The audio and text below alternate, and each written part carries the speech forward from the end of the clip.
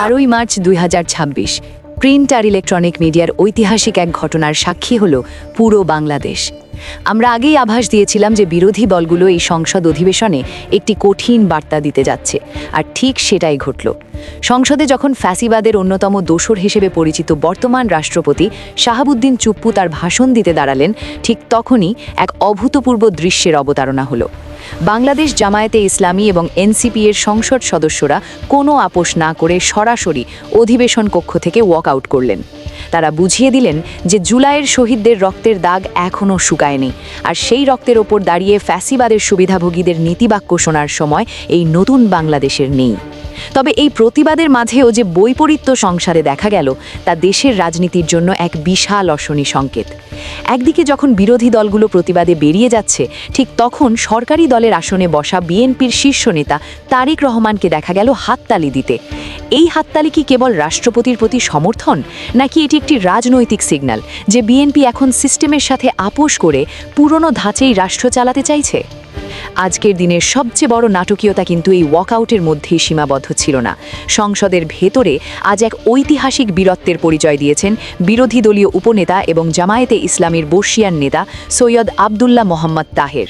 যখন শোক প্রস্তাব উত্থাপন করা হলো, তখন সরকারি দল বিএনপি অত্যন্ত সুকৌশলে জুলাই গণ অভ্যুত্থানের আইকন শহীদ শরীফ ওসমান হাদির নামটি বাদ দিয়েছিল।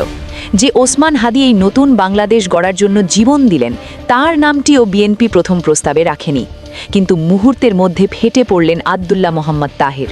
তিনি শুধু ওসমান হাদির নাম অন্তর্ভুক্ত করার দাবি জানাননি, বরং সাহসিকতার সাথে দাবি তুললেন যে এই শোক প্রস্তাবে আল্লামা দেলোয়ার হোসেন সাইদি এবং মাওলানা মতিউর রহমান নিজামী সহ জামাতের সকল শহীদদের নাম অন্তর্ভুক্ত করতে হবে, এবং শেষ পর্যন্ত স্পিকার তা অন্তর্ভুক্ত করতে বাধ্য হন।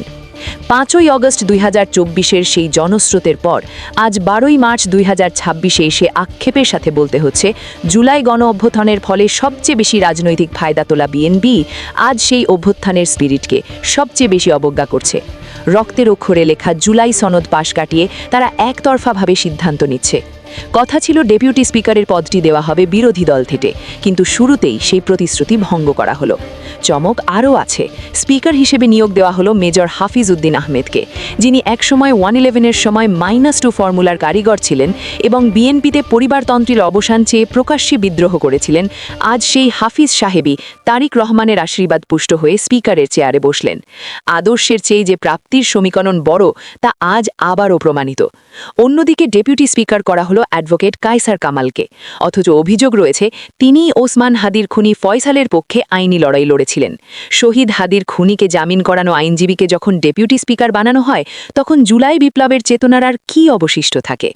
প্রথম দিনেই বিরোধী দলের সাথে আলোচনা না করে একতরফাভাবে সবকিছু চাপিয়ে দেওয়ার মাধ্যমে বিএনপি কি তবে নতুন করে স্বৈরতান্ত্রিক পথে হাঁটার ইঙ্গিত দিচ্ছে? অভিজ্ঞ পার্লামেন্টেরিয়ানের অভাবে সংসদ কি তবে সরকারি দলের রাবার স্ট্যাম্পে পরিণত হবে? আপনার কি মনে হয়, শহীদ ওসমান হাদির নাম বাদ দেওয়া আর খুনিদের আইনজীবীকে উচ্চ পদে বসানো কি জুলাই বিপ্লবের সাথে বিশ্বাসঘাতকতা নয়? কমেন্টে আপনার মূল্যবান মতামত জানান। ভিডিওটি ভালো লাগলে লাইক দিন, কমেন্ট করুন এবং শেয়ার করুন। এমন তথ্যবহুল রাজনৈতিক বিশ্লেষণের জন্য আমাদের সাথেই থাকুন।